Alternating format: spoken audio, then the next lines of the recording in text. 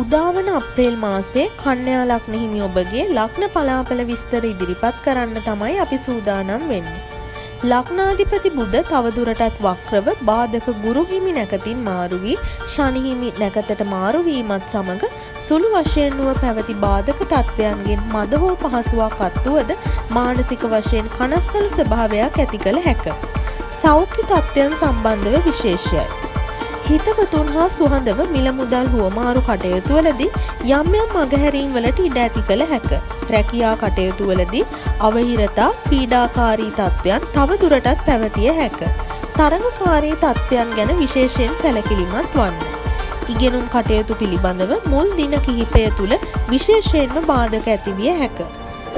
මුල් සතිය නව අධ්‍යාපන කටයුතු කෙරෙහි එතරම් ගැළපෙන වටපිටාවක් නොපෙන්වයි.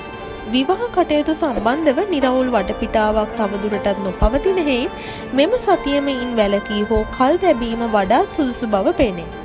ගේදොර විනෝද කටයුතුවලද සංකීර්ණතා පෙන්නුම් කෙරේ. දරුවන් හා සම්බන්ධ කටයුතුවලද බාධක තත්ත්වයන් පෙන්නුම් කෙරේ. ශ්වසන ඉන්ද්‍රියන් හා සම්බන්ධව ගැටලු ඇති කළ හැක. වැඩිහිටි අය හා සම්බන්ධ වී නම් විශේෂයි. ප්‍රවේශම් සහිත වන්න. ජය අංකය වන්නේ 5. ලා කොළ වර්ණය සුබ වර්ණය වන අතර බදාදා සුබ දිනය වේ.